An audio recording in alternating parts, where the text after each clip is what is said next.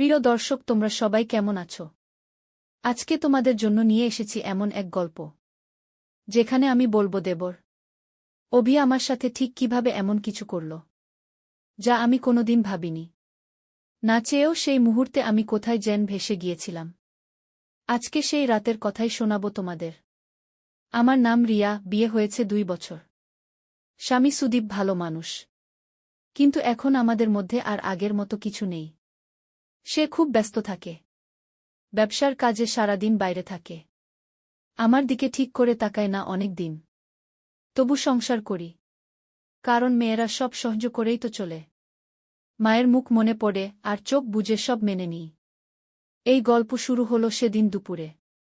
সুদীপ বলল, রিয়া, আমাকে কলকাতায় যেতে হবে 7 দিনের জন্য, একটা বড় প্রজেক্ট, তুমি সব সামলে নিও। অভি বাড়িতে আছে, তোমার পাশে থাকবে। আমি শুধু মাথা নাড়লাম, কিছু বললাম না। তবে মনে মনে একটু হালকা লাগল।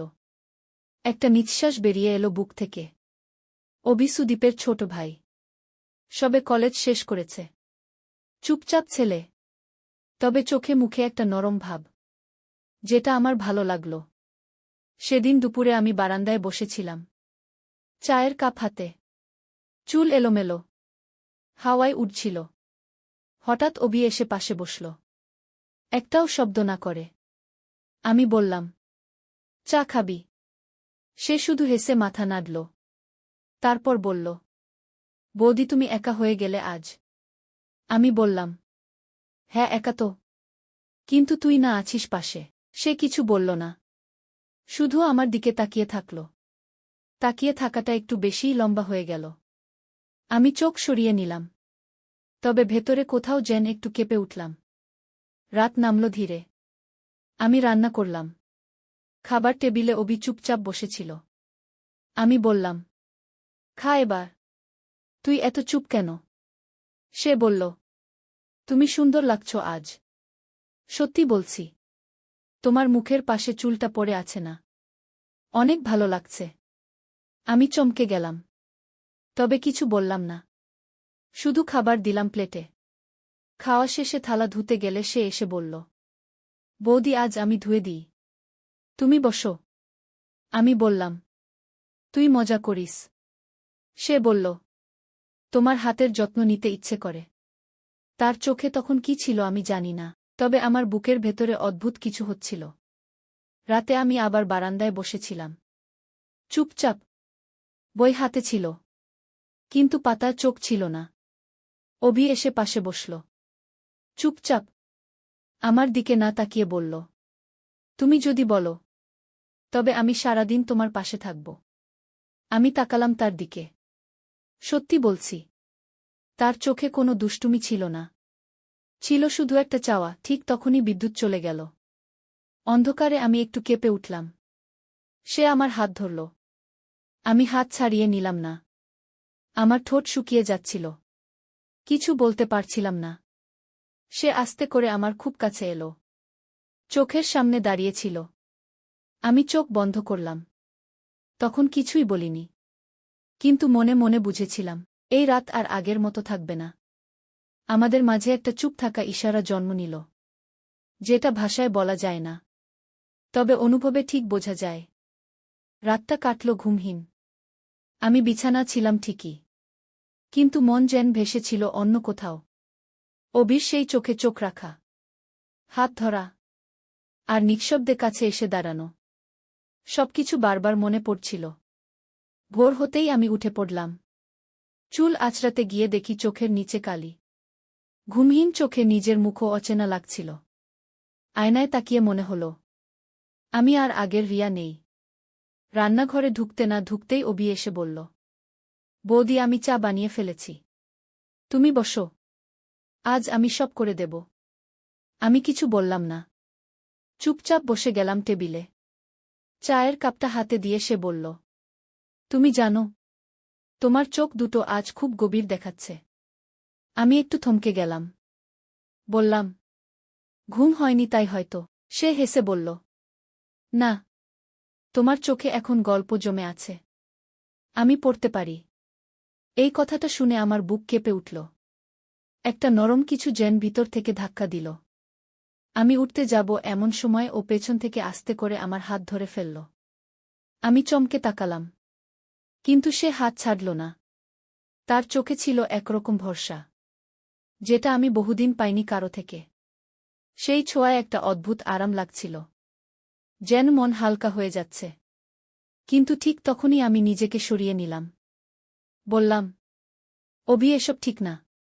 সে আস্তে বলল, ঠিক না জানি, তবে মন তো সব সময় ঠিক ভুল বোঝে না। সারাদিন আমরা একে অপরের চোখ এড়িয়ে চললাম, তবে জানালা দিয়ে যখন হাওয়া ঢুকছিল, সেই হাওয়ায় একটা চাপা উত্তাপ ছিল, যা আমাদের মাঝখানে জমে থাকল। বিকেলে আমি ছাদে গিয়েছিলাম কাপড় শুকাতে। পেছন থেকে অভি এসে দাঁড়াল। আমি না তাকিয়েই বললাম, তুই আবার এসেছিস? সে বলল, তুমি কি আমার থেকে দূরে থাকতে পারবে বৌদি? আমি বললাম, তুই বুঝিস না কিছু, এটা ঠিক না। সে কাছে এসে আমার পেছনে দাঁড়াল। চুপচাপ। আমি কাপড় গুছাচ্ছিলাম। হঠাৎ একটা হাত আমার কাঁধ ছুঁয়ে গেল। আমি থেমে গেলাম। নডিনী। চুপ করে দাঁড়িয়েছিলাম। তখন অভি আমার কানে ফিসফিস করে বলল, তুমি জানো, তোমার ঘামের গন্ধ অনেক ভালো লাগে আমার। আমি চোখ বন্ধ করলাম। মনে হচ্ছিল সবকিছু গলে যাচ্ছে।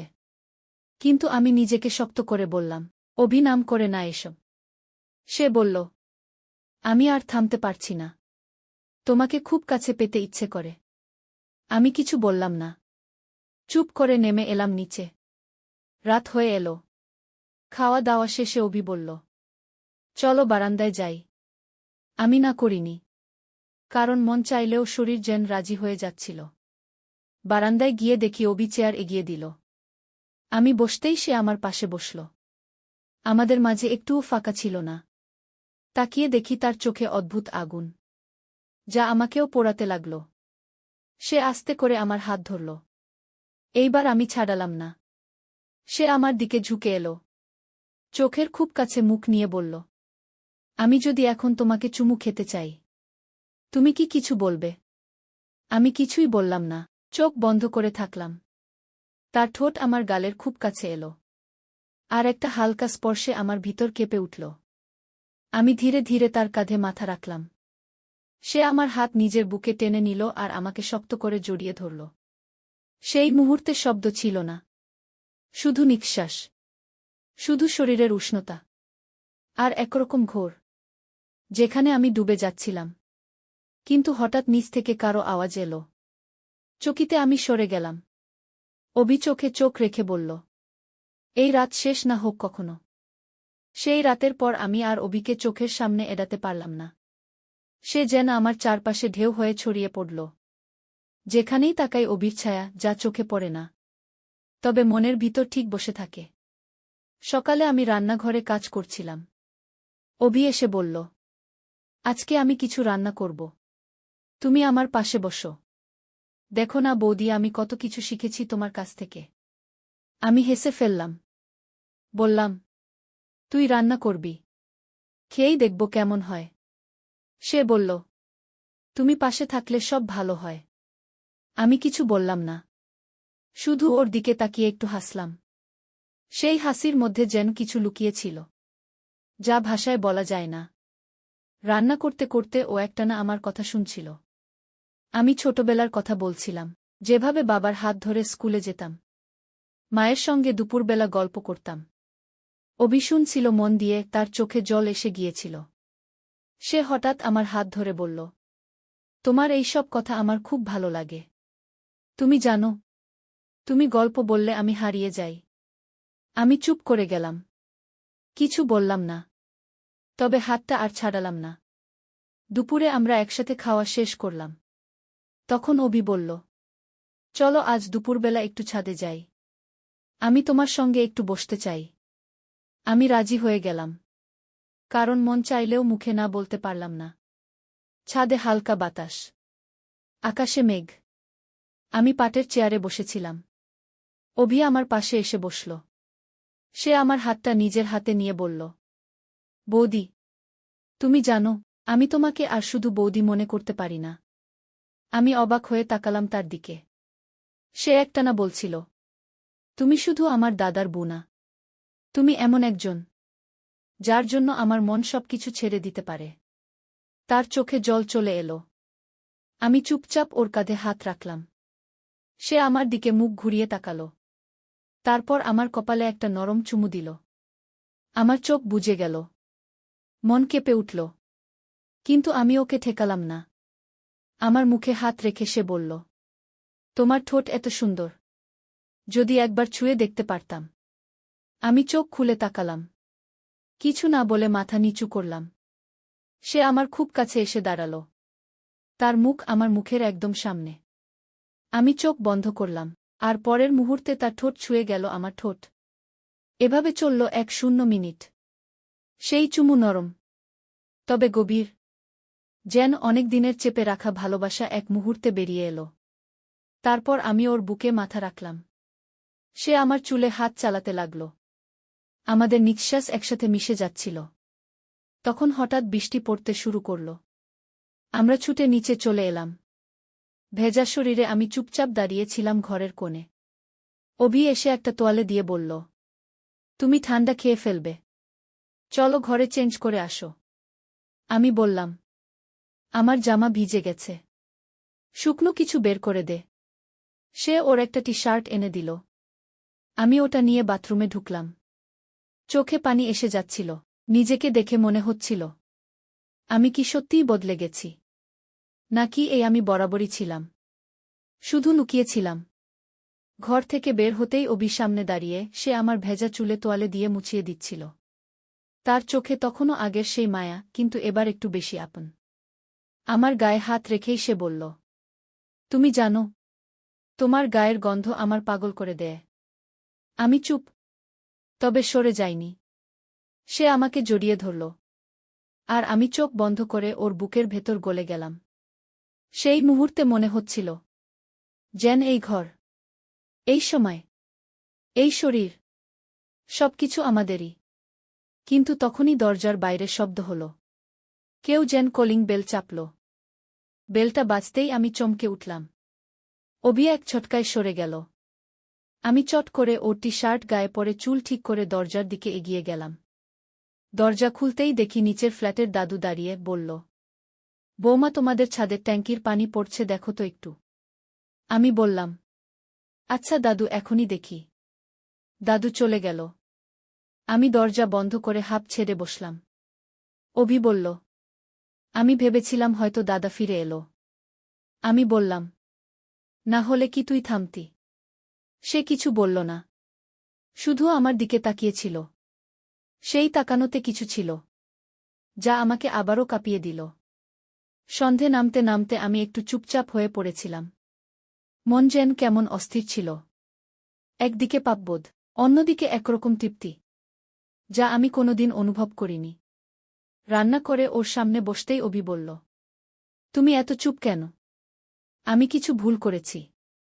আমি মাথা নাড়লাম, না বললাম, তবে মুখ নিচু ছিল। অভি উঠে এলো আমার পাশে। আমার মুখে হাত রেখে বলল, তুমি জানো, আমি যদি ভুল করেও থাকি, তবে সেই ভুল বারবার করতে চাই, কারণ এই ভুলে আমার মনে শান্তি আসে। আমি তাকালাম ওর দিকে। ওর চোখে কোনো ভয় ছিল না, ছিল শুধু চাওয়া। সেই রাতে আবার বারান্দায় গেলাম আমরা। চুপচাপ বসে থাকলাম। হাওয়ায় আমার চুল ওর মুখে উড়ে যাচ্ছিল। সে চুল সরিয়ে বলল, তুমি জানো, তোমার গায়ের এই নরম ছোঁয়া আমার রাতে ঘুম হতে দেয় না। আমি হেসে ফেললাম। হঠাৎ সে আমার হাত ধরল। তারপর বলল, আজ আমি শুধু তোমার পাশে থাকতে চাই। কিছু বলবো না, কিছু করব না, শুধু থাকব।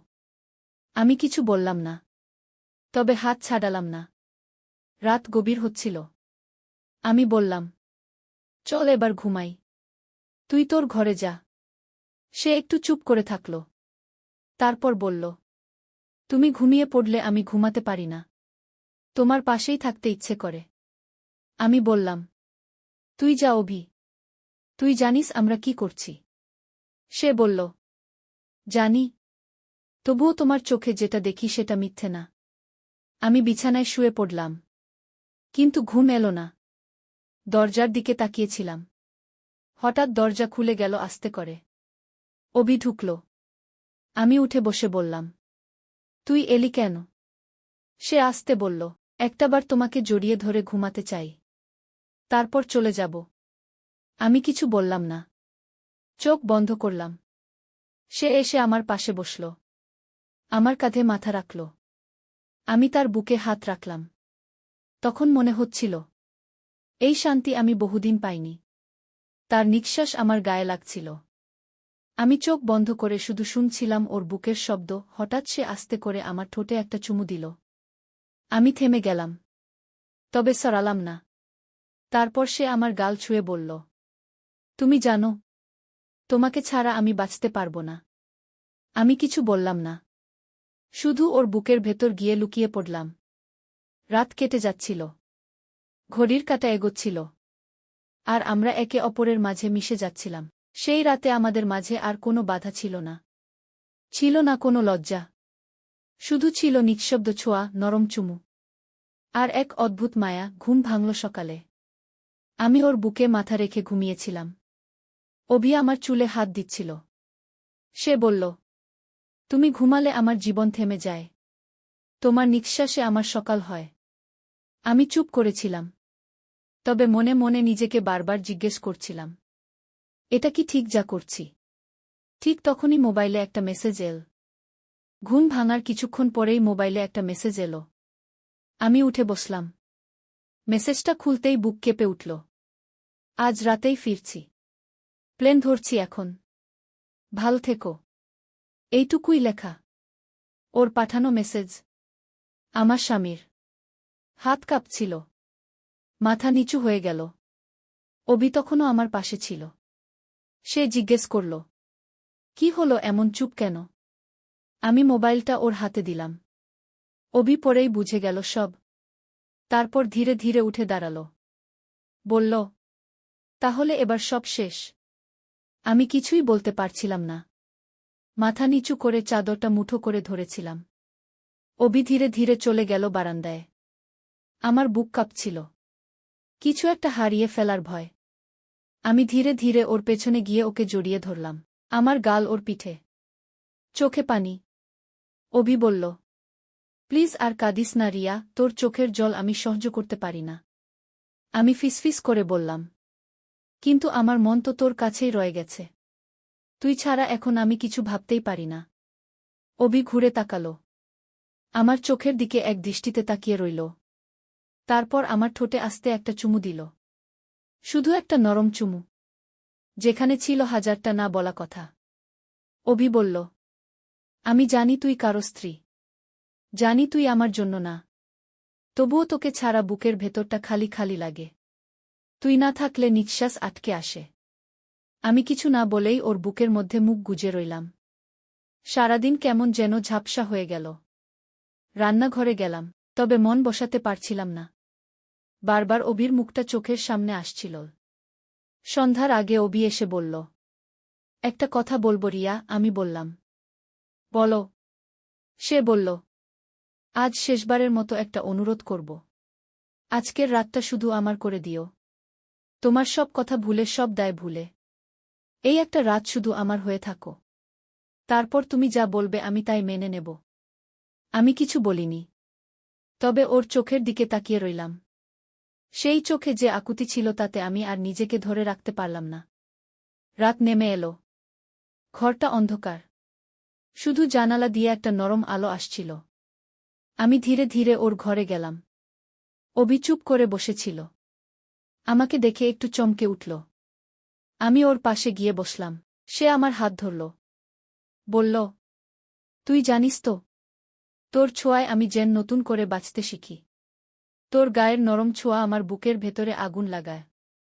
আমি তাকিয়েছিলাম। ও আমাকে ধীরে নিজের দিকে টেনে নিল। আমি ওর কাঁধে মাথা রাখতেই ও আমাকে জড়িয়ে ধরল। একটা গভীর আলিঙ্গনে ডুবে গেলাম। আমি চুপচাপ ওর বুকের উপর মাথা রেখেছিলাম। অভি আমার চুলে হাত বুলাচ্ছিল। ফিসফিস করে বলছিল, আজ আমি শুধু তোকে অনুভব করতে চাই। তোর ঘ্রাণ, তোর দৃষ্টি, তোর নিঃশ্বাস, সব। আমি বললাম, আজ রাত আমি শুধু তোর। সে আমার কপালে চুমু দিল। তারপর গাল ছুঁয়ে বলল, তুই জানিস না রিয়া, তোর শরীরে আমি মিশে যেতে চাই। সে আমাকে আস্তে করে বিছানায় শুইয়ে দিল। চোখের দিকে তাকিয়ে রইল। আমি চুপচাপ ওকে জড়িয়ে ধরলাম। ও আমার গালে ঘাড়ে ঠোঁট ছুঁয়ে ছুঁয়ে ভালোবাসা দিচ্ছিল। আর আমি ধীরে ধীরে নিজেকে হারিয়ে ফেলছিলাম। সেই রাতে আমরা একে অপরকে ভালোবেসেছিলাম। ভালোবাসা মানে শুধু শরীর না। ভালোবাসা মানে কান্নার ফাঁকে একটু শান্তি খোঁজা।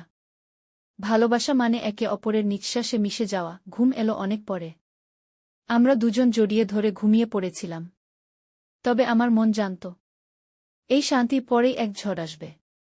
সকালেও ফিরে আসবে আমার স্বামী। সকালে চোখ মেলতেই বুক কেঁপে উঠল। ঘড়ির কাঁটা ৮টা ছুঁই ছুঁই। অবির পাশে আমি ঘুমিয়েছিলাম, ওর বুকের উপর মাথা রাখা। ও ঘুমোচ্ছে এখনো। নিঃশ্বাসের প্রতিটা ছন্দ আমার বুক কাঁপিয়ে দিচ্ছে। আমি আস্তে করে উঠে পড়লাম। নিজের ঘরে গিয়ে জামা বদলালাম। চুল গুছিয়ে নিলাম। মনে হচ্ছিল শরীরটা কেমন ঝিম ধরে গেছে। কিছু একটা বড় ভুল করে ফেলেছি ভেবে মনটা অস্থির। ঠিক তখনই কল বেল বেজে উঠল। আমি চমকে উঠলাম। দৌড়ে গিয়ে দরজা খুলতেই দেখি আমার স্বামী দাঁড়িয়ে, হাতে ব্যাগ, মুখে ক্লান্তি, তবে চোখে হাসি। বলল, চমকে গেলে বুঝি? আমি হেসে বললাম, না, একটু ঘুমাচ্ছিলাম। ও ঘরে ঢুকে পড়ল। আমি ওর পেছন পেছন গেলাম। অভি তখনও নিজের ঘরে। আমি ভয় পাচ্ছিলাম যদি ওর সাথে দেখা হয়ে যায়। স্বামী হাত মুখ ধুয়ে ফ্রেশ হয়ে এলো। বলল, তোর হাতে চা খেতে মন চাইছে, করবি একটু? আমি হ্যাঁ বললাম। রান্নাঘরে গিয়ে চা বসালাম। মাথার ভেতরে ঘূর্ণি, যদি অভি বেরিয়ে পড়ে হঠাৎ, তবে সব শেষ। চা বানিয়ে ওর হাতে দিলাম। সে বলল, তুই কেমন আছিস রিয়া? আমার না তোকে খুব মিস হয়েছে। আমি কিছু বললাম না, শুধু মাথা নিচু করে বসে থাকলাম। ও আমার দিকে তাকিয়েছিল, কিন্তু বুঝতে পারেনি কিছু। একটু পর অভি বেরিয়ে এলো ওর ঘর থেকে। আমার বুক কেঁপে উঠল। দুজনের চোখে চোখ পড়ল। অভি হালকা হাসি দিয়ে বলল, ভাইজা এসেছ কবে? ও বলল, এই তো এখনই এলাম। অভি কিছুক্ষণ কথা বলল, তারপর বলল, আমি একটু বাইরে যাচ্ছি। আমি বুঝতে পারলাম ও আর থাকতে পারছে না। আমার চোখে জল চলে এলো, কিন্তু স্বামীর সামনে তা লুকিয়ে ফেললাম। অভি চলে গেল, আর আমি চুপচাপ বসে থাকলাম। সারাদিন আমি কাজের মাঝে মন বসাতে পারছিলাম না। স্বামী বারবার কাছে আসছিল, আলতো করে হাত ধরছিল, আমার চোখে চোখ রেখে বলছিল, তুই জানিস রিয়া, তোর মুখটা আবার দেখতে পেরে আমি শান্তি পাচ্ছি। আমি জবাব দিতে পারছিলাম না, কেননা আমার শরীরের প্রতিটা অনুভব তখনও অভির ছোঁয়ায় ভরা। রাতের খাবার শেষ করে ও হঠাৎ আমার পাশে এসে বসল। বলল, আজ তুই একদম আমার হবে। এই কটা দিন তোকে ছুতে পারিনি, আজ তোকে আবার আমার করে পেতে চাই। আমি ভয়ে চুপ করে গেলাম। দেখছিলাম সে এগিয়ে আসছে, আমার গায়ে হাত রাখল, আমার চুল সরিয়ে চুমু খেতে চাইল। ঠিক তখনই আমার বুকের ভেতর কেঁপে উঠল।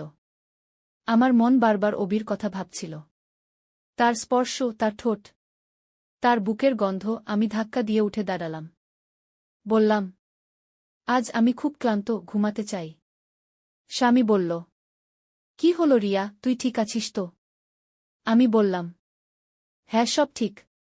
আমি নিজের ঘরে গিয়ে দরজা বন্ধ করে দিলাম। ঘরের অন্ধকারে দাঁড়িয়েছিলাম একা। হঠাৎ ফোনটা বেজে উঠল। অভির নাম স্ক্রিনে। আমি ধরলাম। ও কিছু বলছিল না, শুধু নিঃশ্বাস নিচ্ছিল। আমি বললাম, তুই কোথায়? অভি বলল, তোর জানালার নিচে। আমি পর্দা সরিয়ে দেখলাম, অভি সত্যি দাঁড়িয়ে নিচে, ওর চোখে জল। আমি থেমে গেলাম। অভি বলল, তুই যদি একটাবার আমার হাত ধরিস, আমি সব ফেলে তোর জন্য দাঁড়িয়ে থাকব। তুই যদি বলিস আমি তোর কেউ না, তাহলে আজ থেকে চলে যাব সব ছেড়ে। আমি কিছু বলতে পারলাম না, শুধু জানালার পর্দা ছেড়ে দিয়ে বসে পড়লাম নিচে। আমার বুকের ভেতরে কান্না চাপা পড়ে গেল। আমি জানি আমি যা করছি তা পাপ। তবুও এই পাপেই আমি শান্তি খুঁজে পাচ্ছি। সেই রাতে আমি চোখে ঘুম আনতে পারিনি। শুধু একটাই প্রশ্ন ঘুরে ঘুরে আসছিল, আমি কি সত্যি ভালোবাসায় পড়ে গেছি? সেই রাতে আমার চোখে ঘুম আসেনি। মনে হচ্ছিল আমি এক সমুদ্রের মাঝে দাঁড়িয়ে আছি, চারপাশে ঢেউ, কিন্তু কোনো দিশা নেই। আমি জানালার পাশে বসেছিলাম। অভি তখনও নিচে দাঁড়িয়ে, ওর চোখে অনেক প্রশ্ন, অনেক কষ্ট। আমি জানালার কাছে হাত রাখলাম। ও সেই দৃষ্টিতেই তাকিয়ে রইল, যেন আমি হাওয়া হলে ও আমাকে ছুতে পারবে না। অভি বলল, তুই যদি একবার ডেকে নিস, আমি আর কিছু চাইব না। তোর চোখে যদি একটুকরো ভালোবাসা দেখি, তাহলেই আমি বাঁচব রিয়া। আমি আস্তে করে বললাম, তুই উপরে আয়। অভি কিছু না বলে দৌড়ে সিঁড়ি দিয়ে উঠল। আমি দরজা খুলে অপেক্ষা করছিলাম। ও ঢুকেই আমাকে জড়িয়ে ধরল। একটা দীর্ঘ নিঃশব্দ আলিঙ্গন, যেখানে কোনো কথা নেই, শুধু নরম কান্না, ভেজা শ্বাস। আমি ওর কাঁধে মাথা রেখে বললাম, আমি আর থাকতে পারছি না। এই বাড়ি, এই সম্পর্ক, এই মিথ্যে হাসি আমার দম আটকে দিচ্ছে।